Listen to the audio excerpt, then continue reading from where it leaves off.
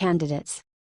Fueled by antipathy toward President Donald Trump and high expectations about their party's fortunes in the 2018 midterms, Democrats are lining up to run for House seats, creating crowded primary fields in some of the most competitive races in the country.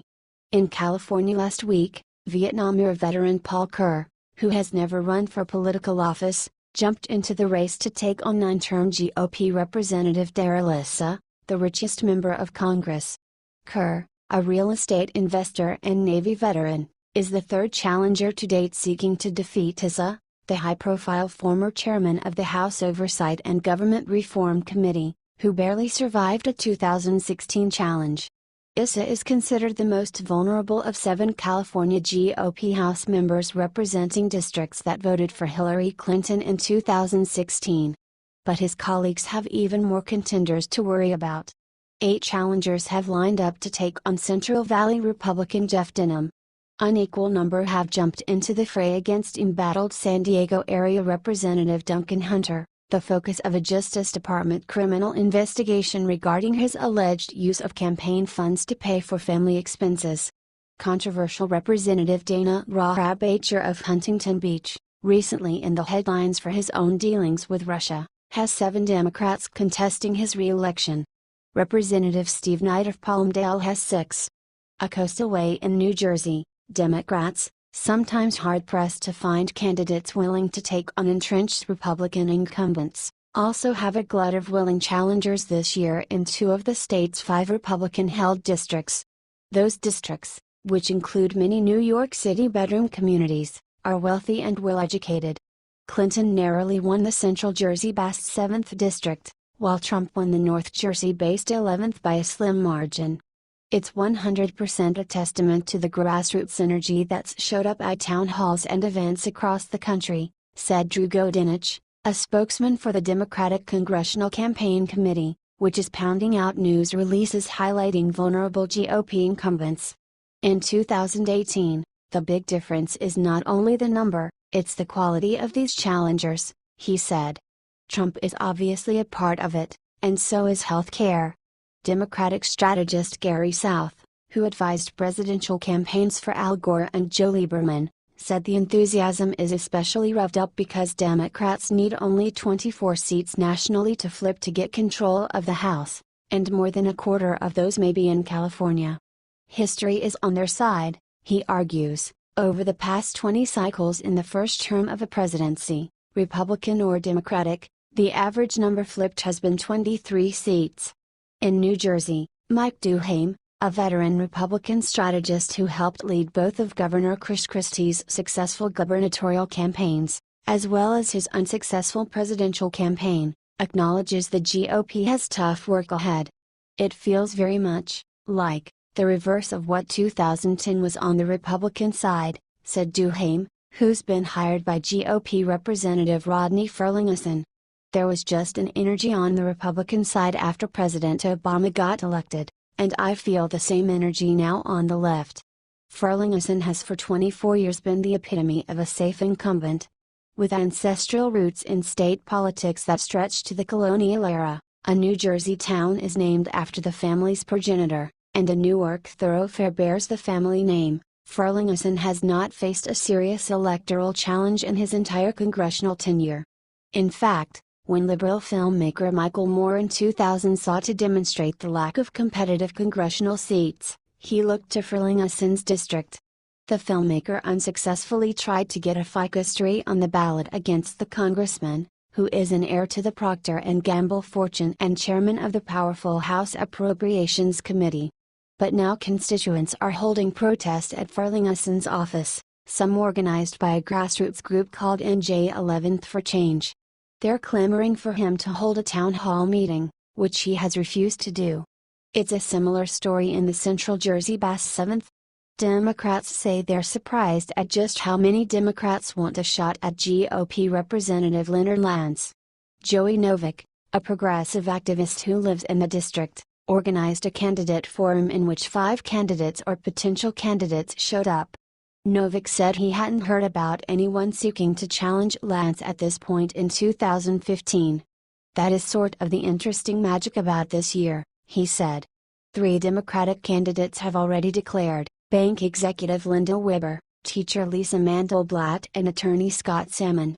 And at least 4 other people are exploring a run, including social worker Peter Jacob, who ran against Lance in 2016 and got 43% of the vote. Nobody took this district seriously. We showed up. Our campaign showed up. We knew what was at stake in 2016, Jacob said. People have realized there's blood in the water now. That's the phrase everybody is using. South said GOP candidates across the country now find themselves hobbled by a horribly unpopular GOP president whose approval ratings are in the 30s, and a demoralized GOP base.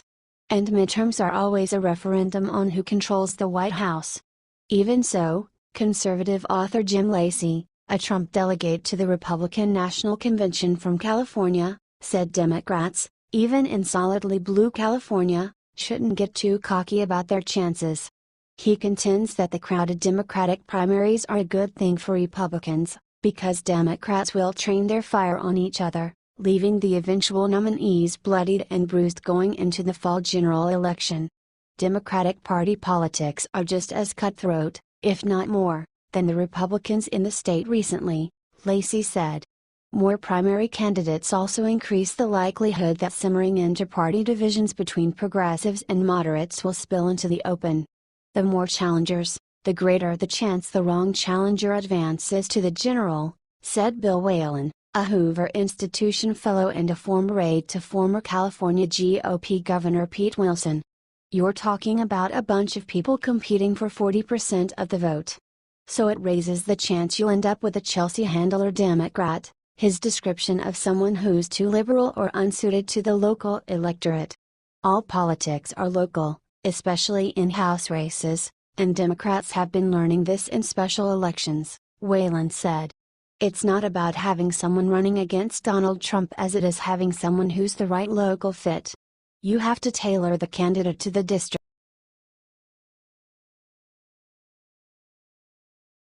Trump calls ABC/Washington Post poll most inaccurate poll around election time. President Donald Trump on Sunday criticized the ABC/Washington Post poll, calling it the most inaccurate poll around election time, after a new poll was released showing the president's approval rating at historic lows. The ABC/Washington Post poll, even though almost 40% is not bad at this time, was just about the most inaccurate poll around election time. The president wrote on Twitter. A new ABC/Washington Post poll was released Sunday had Trump's job approval for his first 6 months as president at just 36%, making him have the lowest approval rating of any president during their first 6 months in office in 70 years. 58% disapprove of Trump's performance, according to the poll.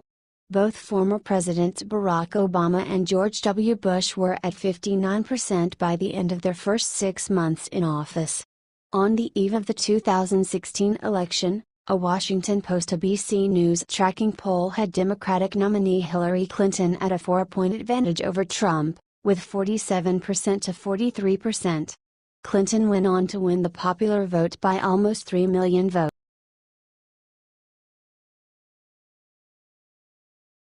Trump slams fake news for treating son unfairly and distorting democracy. President Donald Trump on Sunday morning tweeted that fake news is treating his son unfairly for meeting with a Russian lawyer, adding that the media are distorting democracy in America. Hillary Clinton can illegally get the questions to the debate and delete 33,000 emails, but my son Don is being scorned by the fake news media. The president said in a series of posts. With all of its phony unnamed sources and highly slanted and even fraudulent reporting, fake news is distorting democracy in our country. Also on Twitter, the president thanked former advisor Michael Caputo for defending the administration against accusations of colluding with Russia. In the same vein, he thanked attendees of the U.S. Women's Open golf tournament who far outnumbered the protesters. Trump attended the tournament on his golf course at Bedminster in New Jersey, on Friday. The event continues through Sunday. Trump often uses Twitter to rail against the media. The president in particular has criticized the media for what he calls unfair and biased coverage. His son Donald Trump Jr. has come under intense scrutiny since the New York Times last weekend published a story detailing his meeting, along with then-campaign chairman Paul Manafort and advisor Jared Kushner, with a Russian